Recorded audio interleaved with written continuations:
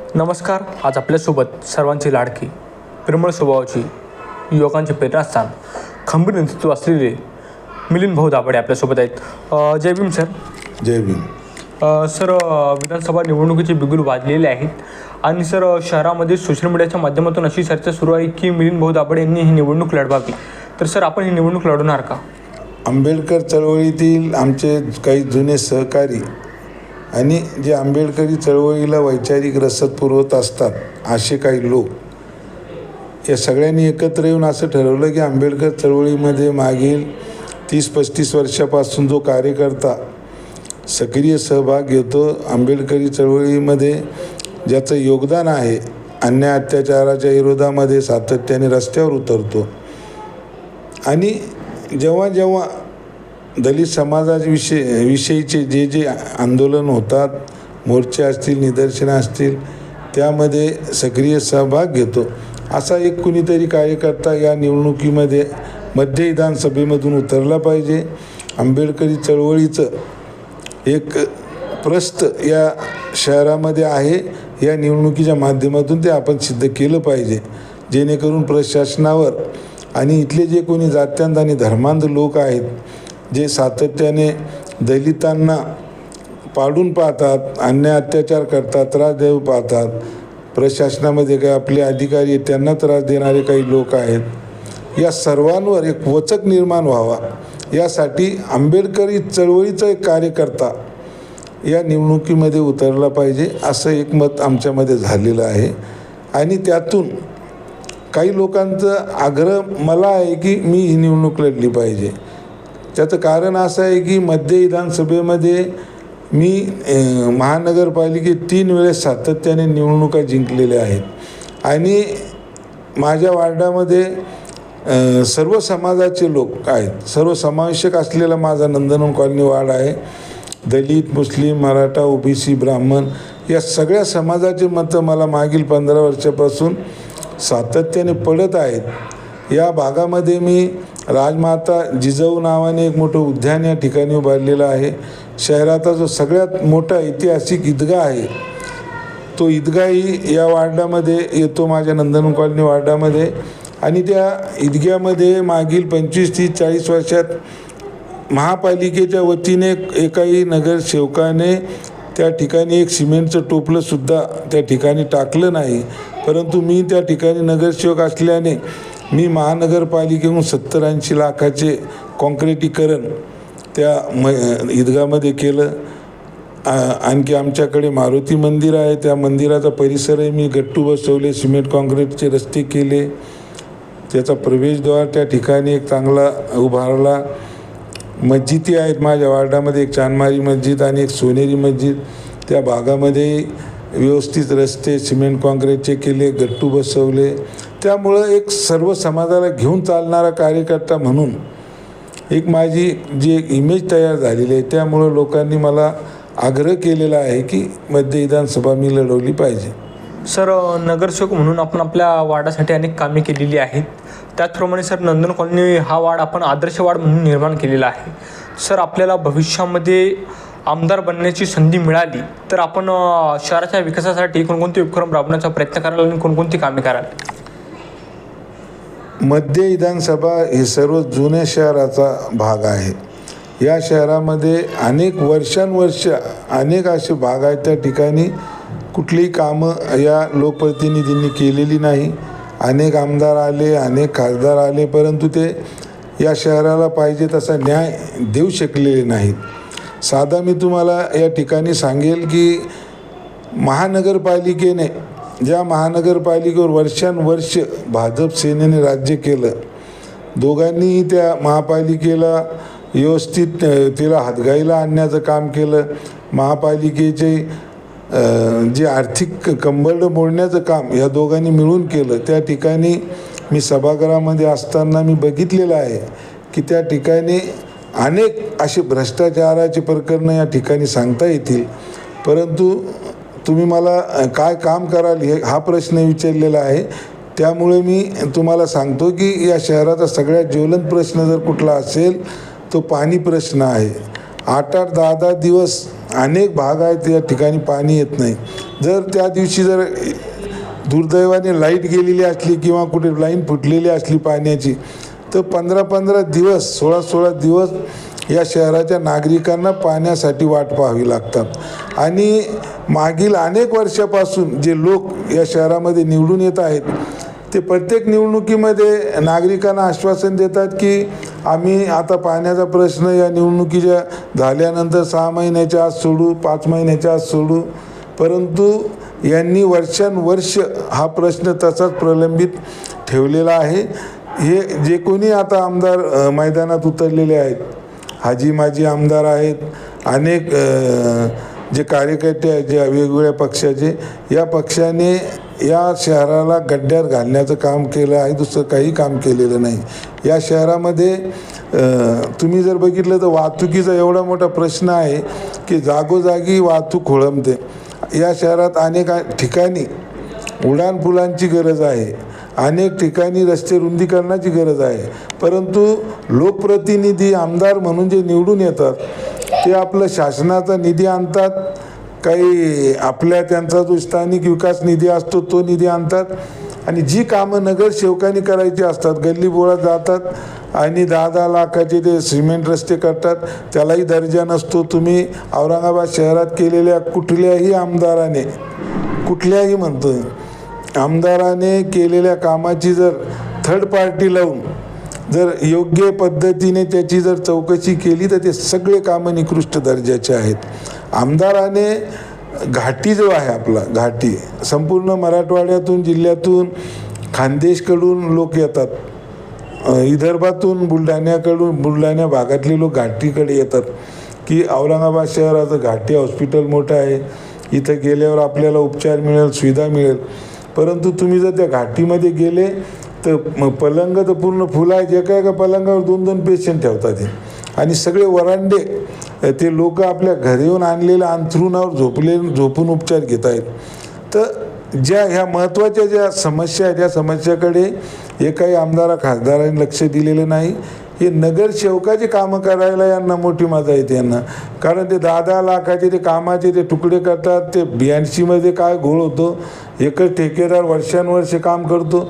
आम्ही नगरसेवक होतो, आम्ही साधे नगरसेवक होतो, 4 वस्त्याचा एक वाडा असतो, त्या वस्तीमध्ये आम्ही 5 वर्षात 25 ठेकेदार काम करून जातात, परंतु हे जे आमदार आहेत यांचा एकच ठेकेदार 10-20 वर्ष चालतो।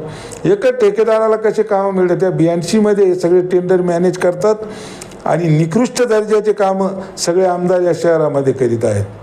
तर हे जेवढे निकृष्ट दर्जाचे कामं झाले या सगळ्याची चौकशी झाली पाहिजे आणि औरंगाबादकरांचे जे हक्काचे मजबूत रस्ते, क्वालिटीचे रस्ते हे औरंगाबाद शहरातील नागरिकांना मिळाले पाहिजे। घाटीसारख्या दवाखान्याला एक मोठा किमान 2000 पलंगाचा आणखी एक पर्यायी दवाखाना या शहरामध्ये झाला पाहिजे। पाणी प्रश्न सुटला पाहिजे। महापालिकेची जबाबदारी असते की जे काही डिलेव्हरीचे जे पेशंट आहेत आमच्या माता भगिनींना घाटीत पाठवण्यात येतं, त्या घाटीत एवढी गर्दी आहे, तिथं संपूर्ण 6-7 जिल्ह्याचे लोक त्या ठिकाणी येतात आणि प्राथमिक जी जबाबदारी आहे डिलेव्हरीची तर ती जबाबदारी महानगरपालिकेची आहे, परंतु महापालिकेमध्ये व्यवस्थाच नाही। 2-3 ठिकाणी आहे तर तिथं जर रात्री बेरात्री जर कधी एखादे पेशंट गेले तर त्यांना घाटीत पाठवलं जातं। हेही आमदाराचे काम आहे की माझ्या शहरातले जे लोक आहेत, माता भगिनी आहेत, त्यांची कशी गैरसोय होते। तर परंतु एकाही आमदाराने आजपर्यंत मी पाहिलं नाही की महापालिकेच्या आरोग्य विभागाची चौकशी केली किंवा आयुक्तांना जाऊन जाब विचारला की हे नागरिक कुठे, या नागरिकांची का गैरसोय होत आहे। महापालिकेचा शिक्षण विभाग आहे, हे नगरसेवकाचे आणि महापालिकेचे जरी कामातले आता 4 वर्षापासून बॉडी नाही आहे, महानगरपालिकेची सर्वसाधारण सभा त्या ठिकाणी अस्तित्वात नाही आहे। तर हे आमदाराचं काम आहे की महानगरपालिकेने ज्या सुविधा दिल्या पाहिजे त्याच्यावर आमदाराचं नियंत्रण पाहिजे होतं, पण एकही आमदार त्या ठिकाणी फिरकला नाही, त्यांना जाब विचारले नाही। त्यामुळं शहरात खूप समस्याचा असं डोंगर उभा राहिलेलं आहे, खूप समस्या आहेत, परंतु या ठिकाणी फक्त BNCच्या माध्यमातून रोडचे कामं केले जातात, तेही निकृष्ट दर्जाचे कामं केले जातात। म्हणून एक चांगल्या दर्जाचे कामं या शहरामध्ये झाले पाहिजेत. पाणी प्रश्न सुटला पाहिजे. वाहतुकीचा जो खोळंबा आहे तो सुटला पाहिजे. या शहरामध्ये गुन्हेगारी दिवसेंदिवस वाढत चाललेली आहे. आमदाराचं काम आहे, जर एखाद्या शहरामध्ये जर गुन्हेगारी वाढत असेल, गृहमंत्र्याला भेटायचं, पोलीस अधिकाऱ्यांना भेटून गुन्हेगारी थांबवण्यासाठी प्रयत्न केले पाहिजे. दलित वस्त्यामध्ये जर तुम्ही गेला तर प्रत्येक गल्लीत 2-2, 4-4 अनधिकृत देशी दारूचे दुकानं चालू आहेत. पोलिसांचं त्याकडे दुर्लक्ष आहे. मग आमदार या ठिकाणच्या आमदाराची जबाबदारी नाही काही की अनधिकृत देशी दारूचे दुकानं तुम्ही कसे चालू देता. पोलिसांना एकही आमदाराने आतापर्यंत विचारलेलं नाही. हे जे आमदार आहेत हे मागील अनेक वर्षापासून त्या थापा मारून मतं घेत आहेत. परंतु आता मला वाटतं औरंगाबाद शहराचे लोक हे जागरूक झालेले आहेत आणि सच्चा कार्यकर्ता कोण आहे, कोण खऱ्या अर्थाने या शहराचा विकास करू शकतो, कोण आपली ताकद लावून संपूर्ण शक्तीनिशी औरंगाबादच्या प्रश्नासाठी लढू शकतो, हे लोक समजण्यासारखे आता एवढे समजदार आहेत. आता कोणी या शहराच्या लोकांची फसवणूक करेल असं मला वाटत नाही. सर, या सर्व समस्या आपण आमदार झाल्यावर सोडवणार. आम्ही आता आमदार असो नसो नगरसेवक आहोत. त्या पातळीवर आम्ही जेवढं शक्य होतं ते सगळं आम्ही करण्याचा प्रयत्न करतो. परंतु आता सगळ्या चळवळीतील कार्यकर्त्यांचा आणि आमच्या मित्रपरिवार आहेत, काही इतर समाजाचे जे आमचे मित्र आहे, बहुजन समाजातील काही मुस्लिम मित्र आहेत, त्या सगळ्यांचा आग्रह आहे की एकदा विधानसभेत आपण उतरावं आणि मी ही विधानसभा लढणार आहे. आणि जर नागरिकांनी आणि या शहरातल्या आमच्या माता भगिनी असतील, तरुण बांधवांनी जर मला काम करण्याची जर संधी दिली तर मी या शहराचा काया पालट केल्याशिवाय राहणार नाही. आणि एका वर्षात आमदार कसा असतो या संपूर्ण शहराला आणि आतापर्यंत जेवढे हाजी माझे आमदार खासदार त्यांनाही मी दाखवेल. सर, शहरातील बेरोजगार युवा पिढीसाठी आपलं काय नियोजन असेल? शहरामध्ये बेरोजगारी एवढी भयानक वाढलेली आहे. मागील 10, 12, 15 वर्षापासून तर कळस गाठलेला आहे बेरोजगारीने. या शहरातील जे कोणी आमदार होते, खासदार होते, त्यांनी कधीही या शहराच्या बेरोजगारांचे प्रश्न समजून घेण्याचा प्रयत्न केलेला नाही. त्यांना रोजगार उपलब्ध करून देण्यासाठी कुठलेही प्रयत्न झालेले नाही. परंतु जर कधी मला संधी मिळाली तर या शहरामध्ये जे बेरोजगार आहेत सर्व कारखानदारांकडे त्यांना भेटून त्यांच्यासोबत समन्वय करून जास्तीत जास्त मुलं कसे आपल्याला MIDCमध्ये काही कारखान्यामध्ये कंपन्यामध्ये कसे त्यांना रोजगार उपलब्ध करून देता येतो. शहरामध्ये अनेक असे कार्यालय, शासकीय कार्यालय आहेत, तिथं नोकर भरती वर्षानुवर्षापासून झालेली नाही. त्या नोकर भरतीसाठी शासनाकडे पाठपुरावा करणे आणि जास्तीत जास्त आपल्या शहरातले, आपल्या जिल्ह्यातले बेरोजगार तरुण कसे त्या ठिकाणी नोकरीमध्ये सामावून घेतले जातील यासाठी मोठ्या प्रमाणात प्रयत्न करेल. शासनाच्या जे काही निधी योजना आहेत त्यामधून व्यवसायासाठी मोठ्या प्रमाणात तरुणांना व्यवसाय उभा करून देण्यासाठी बँक असेल, मग ते जिल्हा उद्योग केंद्र असतील, त्या सर्व ठिकाणी आपला जो आमदारकीचा जो अधिकार आहे त्याचा मी पाठपुरावा करेल. शासन दरबारी त्याची व्यवस्थित मांडणी करून तरुणांना रोजगार उपलब्ध करून देण्यासाठी मी काटेकोरपणे प्रयत्न करेल आणि ते मी माझ्या स्वतःसाठीच मला बंधनकारक असेल असं मी मानतो.